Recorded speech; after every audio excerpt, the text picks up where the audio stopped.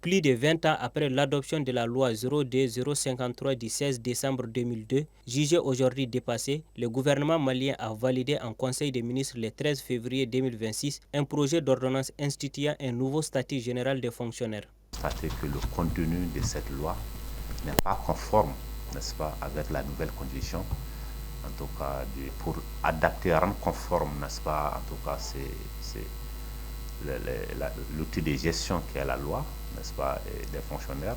On a estimé qu'il faut l'adapter, en tout cas à cette condition. Ça, c'est une des premières insuffisances qu'on avait constatées.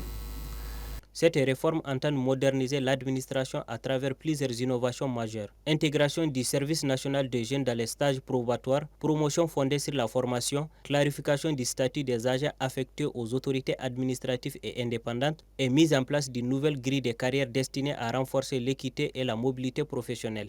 Donc, dans le cadre de l'application de cette lecture qu'on a entreprise, on a voulu un peu corriger. Et cela aboutit un peu dans le cadre vraiment de revoir la grille, n'est-ce pas, au sein du statut général des fonctionnaires.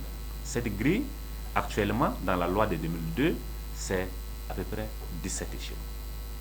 Donc, normalement, si un fonctionnaire, le minimum pour pouvoir atteindre la classe exceptionnelle, c'est-à-dire que si on considère que le fonctionnaire avance chaque 2 ans, il doit faire 34 ans de carrière.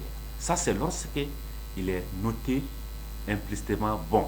Ces innovations ont été vivement saluées par certains syndicats qui estiment que les autorités ont pris en compte les insuffisances longtemps dénoncées tout en appelant le gouvernement à traduire rapidement ces avancées dans les faits à travers une mise en œuvre effective. Maintenant, ce qui reste à faire avec ce statut-là, c'est non seulement déjà adopté en Conseil des ministres en ordonnance, c'est aller rapidement à son application et faire en sorte que les autres statuts connexes qui doivent suivre des modifications pour s'adapter à ce statut général-là, pour que eux aussi ça puisse aller très rapidement, parce qu'il ne faudrait pas que ces mesures-là soient appliquées pour une partie des fonctionnaires et que d'autres attendent encore des mois et des années pour avoir l'application à leur niveau. Avec cette réforme, les autorités affichent leur volonté de refonder la fonction publique sur des principes de mérite, d'équité et de performance, ouvrant ainsi la voie à une administration mieux adaptée aux défis actuels du Mali.